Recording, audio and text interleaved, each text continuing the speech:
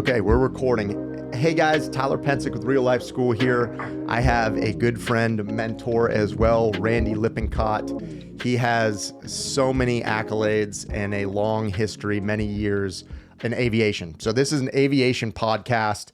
I know that many of you follow Real Life School for many reasons, but aviation is what got me where I am today and the dream, and I figured I'd bring Randy in here to do it. So we're going to go through 3 questions here.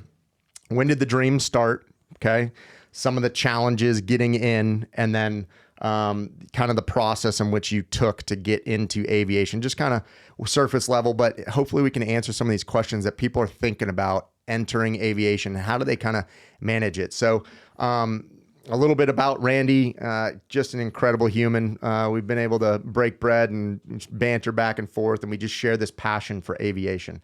And I know many of you out there have the same passion, but we're going to talk about how the dream started first. Okay. I shared with you when I was in San Diego as a kid, sitting in downtown San Diego, watching the Blackhawks fly over the harbor. It instilled in me just this miraculous, like, oh my gosh, somebody is up there doing that. And as a kid, I was hooked. Okay. But your story is not as common as just seeing an aircraft fly over. Yours was very specific and really just miraculous. So I'd love to share it with you. And how did the dream start, Randy? Hey, good morning, Tyler. Thanks for having me. Yeah, my story is a little bit unusual and quite unexpected. Born and raised on a farm in Nebraska. There was a highway that ran in front of our farmhouse. And one Sunday afternoon, my dad's cousin and my grandfather landed on that highway and taxied into our yard. It was totally unplanned. I mean, we had no idea that this was going to happen. And before they left, I was in the back seat on the left, and my older brother, he was 7, I was 5. And we, when you go out of the driveway, you look both ways for traffic, right? And we took off to the north because there was no power lines that direction. And so as we taxi out on the highway, I have my little nose pressed up against the plexiglass, looking out. I can look down at the tire, spinning on the highway, and just kind of mesmerized because, man, there's a lot of acceleration, for a 5-year-old kid. And then it's like we just started floating. Yeah. I just started going up, and the highway started getting smaller.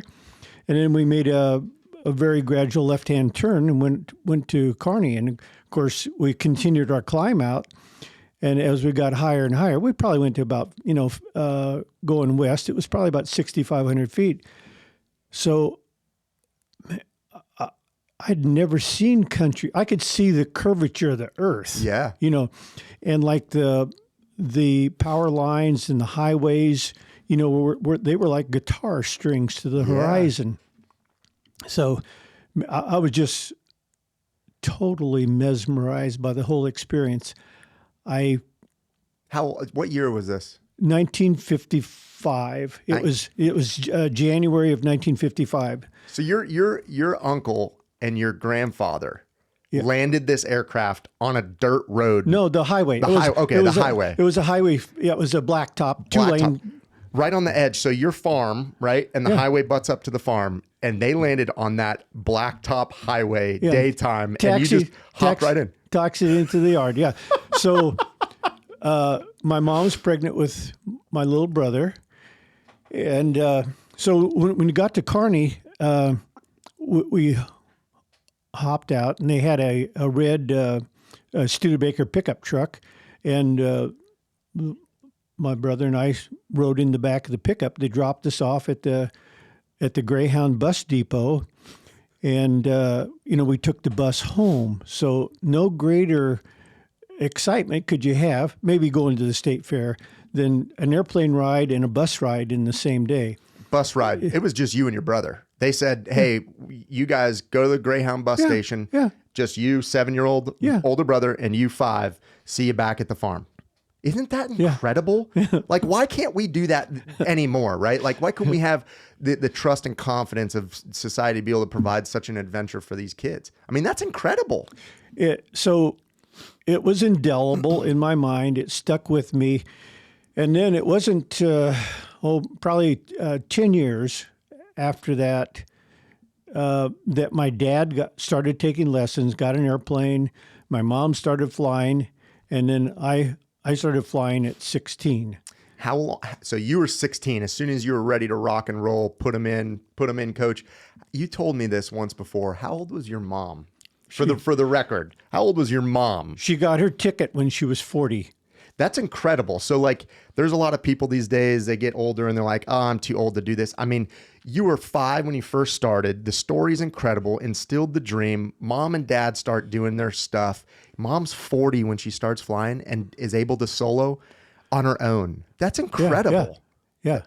It was truly incredible. So, I had kind of spurts and starts. You just, there's farm work, football practice, school. And so you have interruptions in your flight schedule because, there are other things, demand your attention.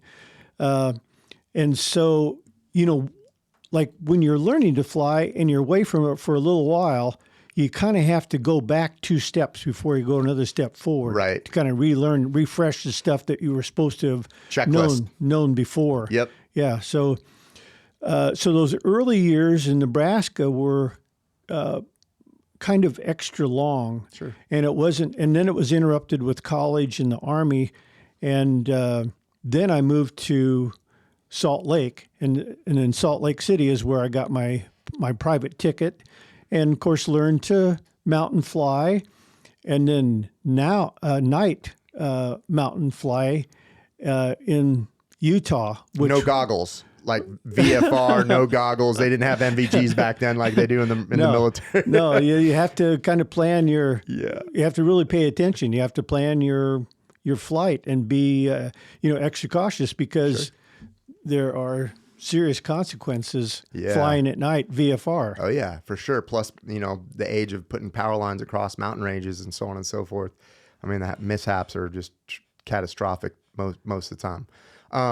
That's incredible. Just a young man getting you don't hear stories like that anymore, Randy. That is extraordinary.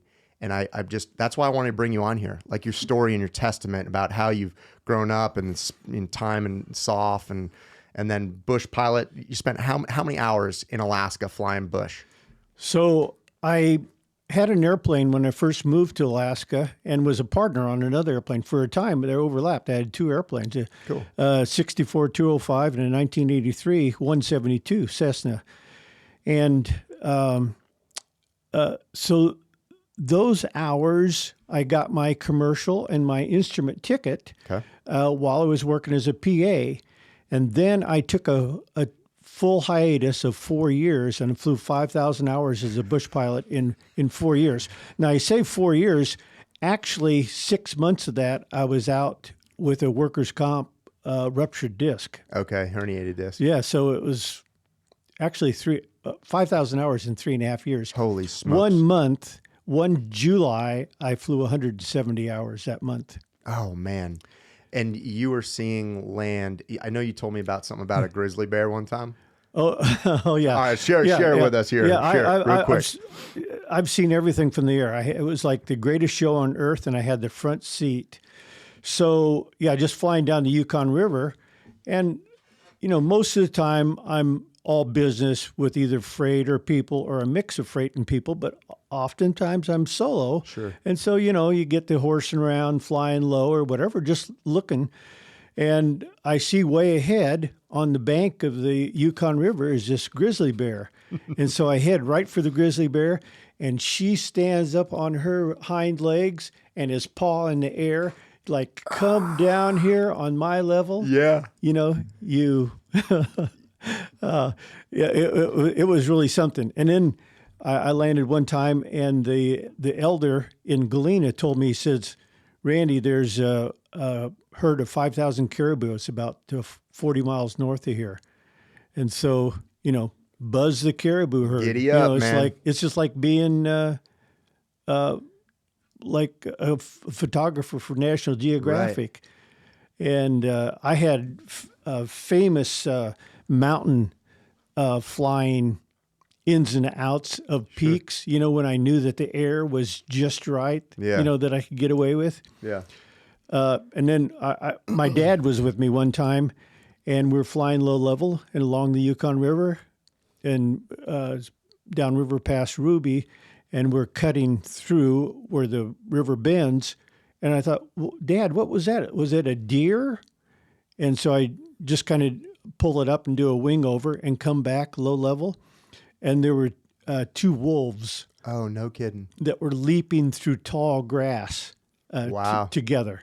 Pretty incredible. Yeah. Pops was with you. That's incredible time for you guys to share together. And then this one time by myself, I was coming up to a river, just looking out my co-pilot's window, and here is a pack of wolves taking a moose down. It was not a great river. It was a smaller stream, but she was in the water, and they were all around her, just pulling her down. So you got your pilot's license. You started flying when you were 16, obviously at 5, but when you were 16, and then did you get your private instrument and all that up in Alaska? No, I got my private in Utah, in Salt Lake City. Okay. And so started building my hours then. How much did it cost back then? Do you know? Do you remember? Man. Can you remember? I would have to think on that. I couldn't just say spontaneously. Okay. But so I had started my schooling under my GI Bill, and then I was able to switch it and finish my private ticket with my GI Bill. That's awesome. And you guys can still do that today. You can schedule one-on-one with him or with me or somebody else, but you can use your GI Bill for the vets. I love you guys. Aviation's always been a passion. I had some crew chiefs that bounced out of the Marine Corps. Now they're flying commercial, which is awesome. So that's kind of why we brought this in here. But so GI Bill, you're able to do it, and there's opportunities to get there and live that dream out. Okay, so you went the standard route. Hey, private. And then you got your instrument and my commercial. Then while I thought, well, that's a good exercise. Sure. And not really thinking that I was going to have an opportunity to actually use it. Yeah. And then I got the call to go to the West Coast and interview with Ryanair, and the old guy, the station manager, Dale Walters, they called him the Arctic Grouch, interviewed me and hired me, and I did my initial operating experience out of Kotzebue, the winter of '89, 90 miles north of the Arctic Circle. So it's coastal. Yep. It's in the wintertime, so it's either 40 or 45 below zero all the time. It's dark, and it's usually snowing. Mm-hmm. Yeah. So that brings up... Good VFR weather. For sure. Oh, yeah, absolutely. So one challenge you had getting into aviation, and how did you overcome it? Well, so I think the challenges are time and money. Okay. The time is, it's interrupted by school, by athletics, by work, that really inconvenient thing, work. and then by money, you have to, like I was skydiving at the time. So like skydiving is expensive. Yeah. And then I combined the two. I flew for the skydiving school.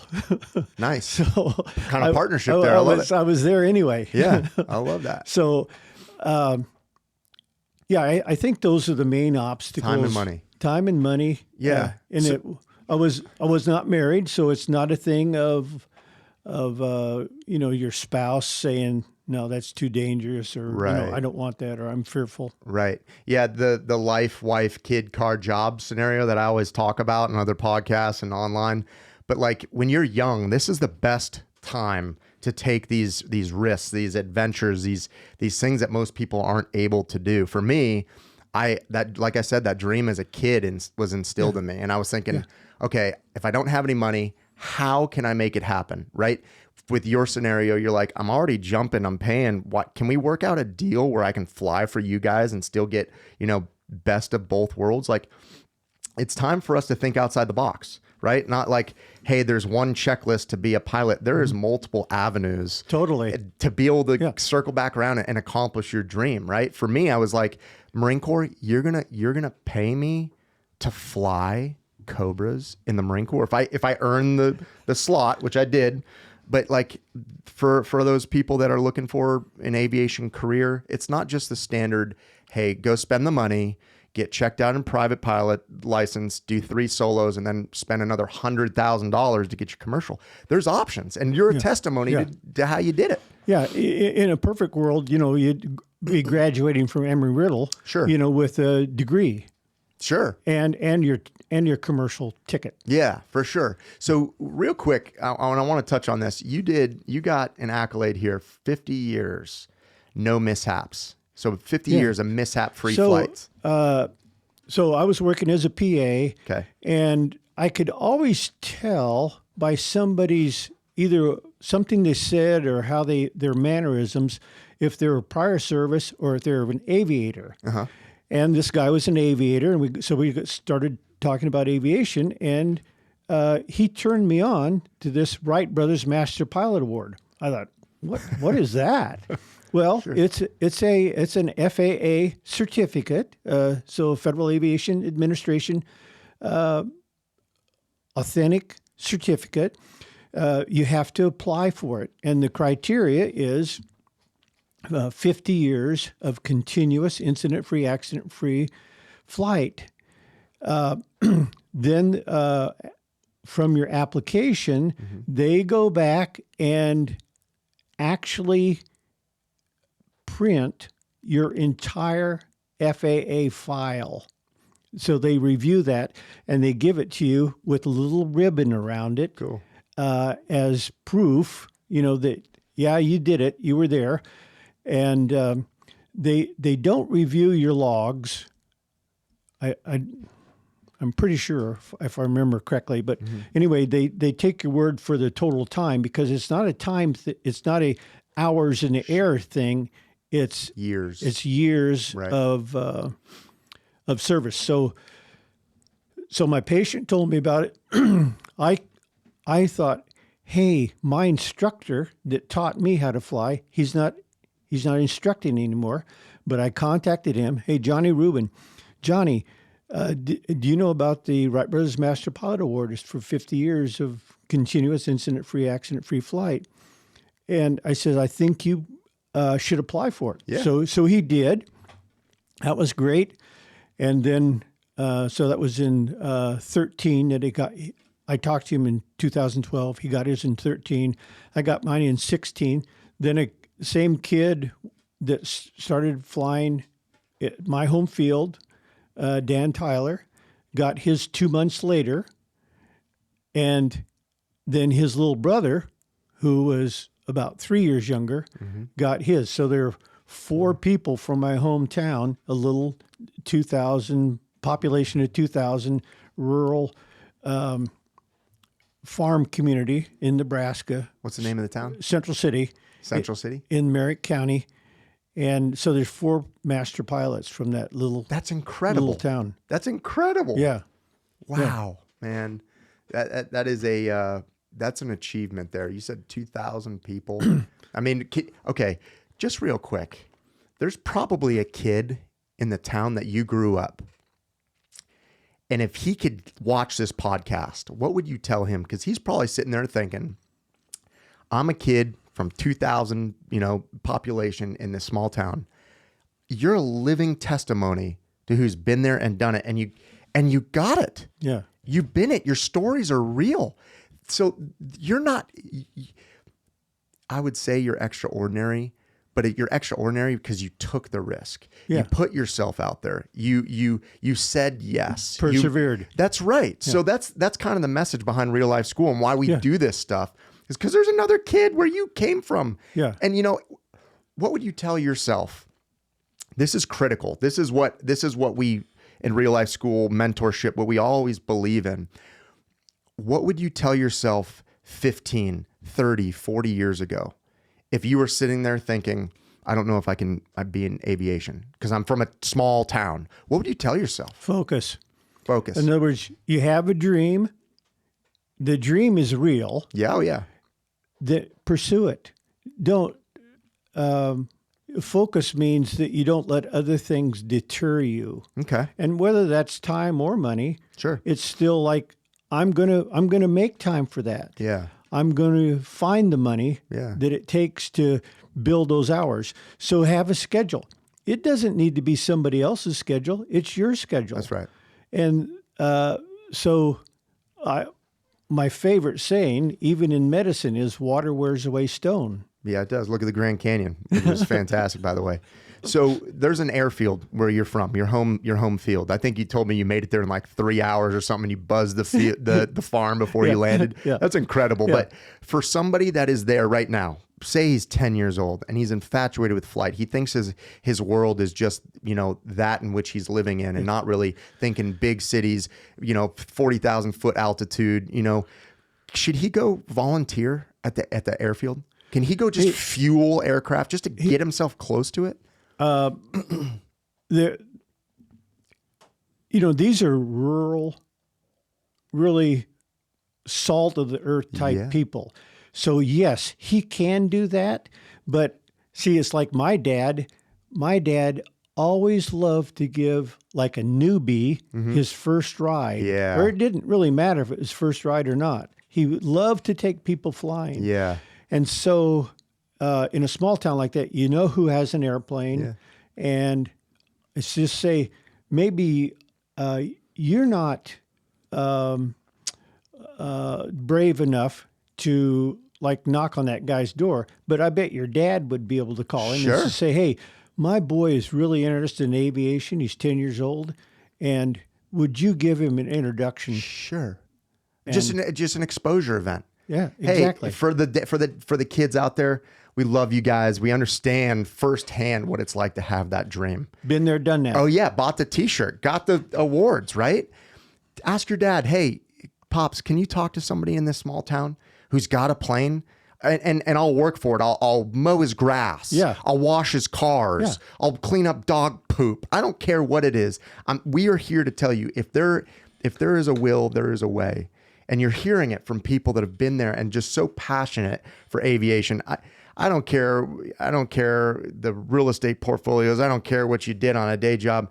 I think aviators have a bond because they see the world from a different perspective, right? It's special. It is magical, man. Yeah. It's just incredible. Think about it. And I know we got a few minutes, but I want to paint the picture for them and I want to get your take on it. Magical. But we're so used to sitting here talking like this, walking ground level. But the minute that I get goosebumps just talking about it, when you lifted up off the ground from that highway, when you were a kid, and you looked down, you finally saw the world from a completely different perspective, and it changed your life. Yeah. Oh my gosh, I get goosebumps. 5 years old. Yeah. I mean, the dreams instilled in me, and I still remember I got an incredible photo the first time I flew in a military aircraft. I'll never forget it. It was just like the instructor, I think it was a Navy pilot, by the way. Yeah, Navy. Anyways, but I got my chance. It took me years to get in. It took me years to go through all the ground training in the Marine Corps. But then finally, when I got in that, it was an orange and white T-34. I'm sure you're familiar with it. We were out of Corpus Christi. And when we took off with that thrust, man, I'd been racing cars and dirt bikes, but the exhilaration of wheels up in a military aircraft, for me, it was like, I am hooked. Yeah. You know what I mean? You the same feeling when you were a kid. It was the authority of the machine. Yeah, man. Yeah. And then to dive into it even more, when you progress in your aviation career, these doors open, right? Every flight is different. Weather is different. Your flight plan is different. The environment is different. But flying in Alaska, I've talked to some people that have been bush pilots, and their words and description don't even amount to like the reality and the life changing events. A grizzly bear? Yeah. Randy, dude. You're like, oh man, hey, and this thing's coming down, coming up on all hind legs. Come at me, dog. Come at me. You know what I mean? I remember I was nighttime flight on goggles, and we were coming into the range, but we had to do a range sweep, and I saw this huge bear, big old black bear. and I start dancing with him, and he is like looking at me, and he's pawing. But I mean, nighttime we can only burn so much gas. By the way, sorry about that, CO and whoever was responsible. But you know, people don't get to see that. They don't get to experience that. And the people that have, we try so desperately to paint that picture to people. And my advice, and you concur or not, but if you got a dream for aviation, whether you do it for a living or you do it on the side, it'll change your life. It's life changing. Would you agree? Yes. Okay. Yeah. So we could talk all day on this. We talked about some kid in Nebraska wanting to get into aviation, but most importantly, I think it's a bigger picture, not just in aviation, but like we're using aviation because we found the same common ground for us. Of course. But there are other dreams. There are other professions. There are other things that inspire people. And I think we're just one of so many different people. And, you know, maybe we'll open up a podcast, not just to aviation, but to X, Y, and Z. I mean, there's doctors, there's film producers, there's attorneys, there's so many different people that experience just a glimpse of what we do. But I just want to say thank you for your time here. And yeah, Randy's a mentor at Real Life School. He's got his schedule up. He's got an intro video, and he loves aviation. I mean, when I said, hey, let's talk aviation, you were like, I'm in. I'm in. Let's do it, man. So Randy, thank you very much for your time. I really appreciate it. And these viewers really appreciate it too. It's inspiring. Thanks for having me. Yes, sir. Hey, thanks guys. You can find the full podcast at reallifeschool.com.